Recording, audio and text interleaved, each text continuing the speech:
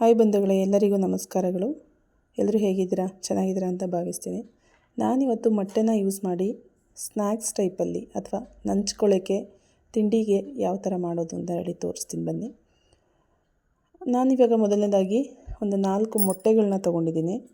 4 ಮೊಟ್ಟೆ ಜೊತೆಗೆ ಸ್ವಲ್ಪ ಕರಿಬೇವಿನ ಸೊಪ್ಪು, ಮೆಣಸಿನ ಪುಡಿ, ಸ್ವಲ್ಪ ಸಾಲ್ಟು, ಕ್ಯಾಪ್ಸಿಕಮ್ಮು, ಈರುಳ್ಳಿ ಮತ್ತು ಮೆಣಸಿನ್ಕಾಯಿ ಎರಡೂ ಸಣ್ಣದಾಗಿ ಹಚ್ಕೊಂಡಿರೋದು. ತುಂಬ ನೋಡಿ ಎಷ್ಟು ತೀರಾ ಸಣ್ಣದಾಗಿ ಹಚ್ಚಿಟ್ಕೊಂಡಿದ್ದೀನಿ ಇದು, ಮತ್ತು ಸ್ವಲ್ಪ ಕೊತ್ತಂಬರಿ ಸೊಪ್ಪು. ಇದಿಷ್ಟು ತೊಗೊಂಡು ನಾವೇನು ಮಾಡಬೇಕು, ಮೊಟ್ಟೆ ಒಳಗಡೆ ಹಾಕಿ ಮಿಕ್ಸ್ ಮಾಡ್ಕೋಬೇಕು. ನೋಡಿ ಬನ್ನಿ ಈಗ ನಾನು ಮೊಟ್ಟೆನ ಹೊಡೆದು ಹಾಕ್ಕೋತಾ ಇದ್ದೀನಿ.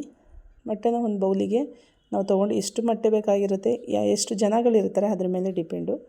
ನಾನು ತಿಂಡಿ ಟೈಮಲ್ಲಿ ಫ್ರೈಡ್ ರೈಸ್ ಜೊತೆಗೆ ಸ್ನ್ಯಾಕ್ಸಿಗೆ ಅಂತೇಳಿ ಮಾಡ್ತಾ ಇರೋದು, ಅದರಿಂದ ಸ್ವಲ್ಪ ತೊಗೊಂಡಿದ್ದೀನಿ. 4 ಮೊಟ್ಟೆ ಜೊತೆಗೆ ಕ್ಯಾಪ್ಸಿಕಮ್ಮು, ಈರುಳ್ಳಿ, ನಾವು ಹಚ್ಚಿಟ್ಕೊಂಡಿರುವಂಥ ಎಲ್ಲ ಐಟಮ್ಸ್ಗಳನ್ನ ಹಾಕಿ ರುಚಿಗೆ ತಕ್ಕಷ್ಟು ಉಪ್ಪನ್ನು ಹಾಕ್ಕೊಳ್ಳಿ. ಇದಕ್ಕೆ ಯಾವುದೇ ರೀತಿ ಪೌಡರ್ಗಳನ್ನ ಆ್ಯಡ್ ಮಾಡ್ತಾ ಇಲ್ಲದೆ ಇರೋದ್ರಿಂದ ಹೆಲ್ತಿಗೆ ತುಂಬ ಒಳ್ಳೆಯದು. ನೀಟಾಗಿ ಇದಿಷ್ಟನ್ನು ಹಾಕ್ಕೊಂಡು ಮಿಕ್ಸ್ ಮಾಡ್ಕೊಳ್ಳಿ.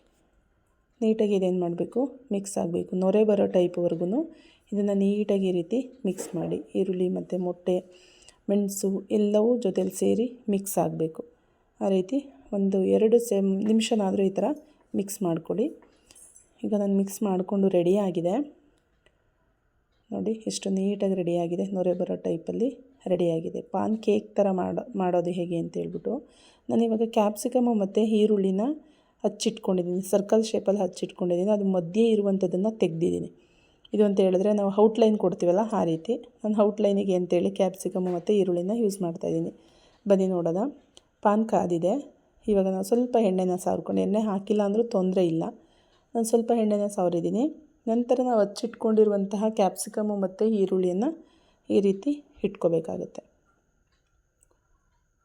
ದೊಡ್ಡದು ಈರುಳ್ಳಿ ಇಲ್ಲದೆ ಇರೋದ್ರಿಂದ ನಾನು ಸ್ವಲ್ಪ ಚಿಕ್ಕದಾಗೆ ತೊಗೊಂಡಿದ್ದೀನಿ. ಈ ರೀತಿ ಹಾಕ್ಕೊಂಡು ನಾವೇನು ಕಲಸಿಟ್ಕೊಂಡಿದ್ದೀವಿ, ಮಿಕ್ಸ್ ಮಾಡಿ ಇಟ್ಕೊಂಡಿದ್ದೀವಿ, ಅದನ್ನು ಒಂದು ಚಿಕ್ಕದು ಸ್ಪೂನ್ ಏನಾದರೂ ತೊಗೊಂಡು ಈ ಮಧ್ಯಭಾಗಕ್ಕೆ ಅದನ್ನು ಹಾಕ್ಕೊಳ್ಳೋದು. ಈ ರೀತಿ ಮಧ್ಯಭಾಗಕ್ಕೆ ಹಾಕೋಬೇಕಾಗತ್ತೆ.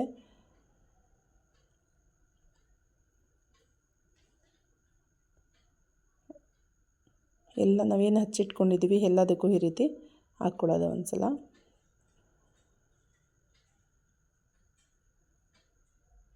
ರೆಡಿಯಾಗಿದೆ ನೋಡಿ, ನೀಟಾಗಿ ಬೆಂದಿದೆ. ಇವಾಗ ಇದನ್ನು ನಾವು ಹಿಂದೆ ಮಾಡಿ ಮತ್ತೆ ಬೇಯಿಸ್ಕೋಬೇಕಾಗುತ್ತೆ. ಇಷ್ಟು ಬೇಂದರೆ ಸಾಕಾಗುತ್ತೆ ನೋಡಿ, ನೀಟಾಗಿ ಆಗಿದೆ.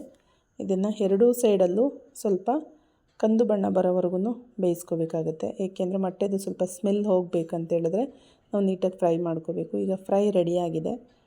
ಬನ್ನಿ ಹೇಗಿದೆ ಟೇಸ್ಟ್ ಮಾಡಿ ನೋಡೋದ. ನಾನು ಫ್ರೈಡ್ ರೈಸ್ ಜೊತೆಗೆ ಸ್ನ್ಯಾಕ್ಸಿಗೆ ಅಂತೇಳಿ ಈ ರೀತಿ ಮೊಟ್ಟೆಯಿಂದ ಮಾಡ್ಕೊಂಡಿದ್ದೀನಿ. ಅಂತೇಳಿದರೆ ಇವಾಗ ಮೊಟ್ಟೆ ಸ್ವಲ್ಪ ಇರುತ್ತೆ, ಎಗ್ ರೈಸ್ ಮಾಡಲಿಕ್ಕೆ ಆಗಲ್ಲ, ಅಂಥ ಟೈಮ್ಗಳಲ್ಲಿ ಈ ಥರ ಐಡಿಯಾನ ಯೂಸ್ ಮಾಡ್ಬೋದು. ಎಲ್ಲರಿಗೂ ಆಗುತ್ತೆ. ನಾನಿವಾಗ ಮಾಡ್ಕೊಂಡಿರುವಂಥದ್ದು ಒಂದು 3-4 ಮೆಂಬರ್ಸ್ ಆದ್ರೂ ಆರಾಮ್ಸೆ ನಂಚ್ಕೋಬೋದು. ಆ ರೀತಿ ಆಗುತ್ತೆ. ಹೊಸದಾಗಿ ಏನಾದರೂ ಟ್ರೈ ಮಾಡ್ತಾಯಿದ್ರೆ ಮಕ್ಳುಗಳಿಗೂ ಇಷ್ಟ ಆಗುತ್ತೆ. ಬೆಳಗಿನ ತಿಂಡಿ ತುಂಬ ಟೇಸ್ಟಿಯಾಗಿರುತ್ತೆ, ಹೆಲ್ತಿಯಾಗಿರುತ್ತೆ. ನೋಡಿ ಈ ರೀತಿ ತಿಂಡಿಯ ಜೊತೆಗೆ ಒಂದು ರೀತಿ ಸ್ನ್ಯಾಕ್ಸ್ ಟೈಪಲ್ಲಿ ನಾವು ಈ ರೀತಿ ಮಾಡ್ಕೋಬೋದು. ಒಂದು ಸಲ ಟ್ರೈ ಮಾಡಿ. Thank you.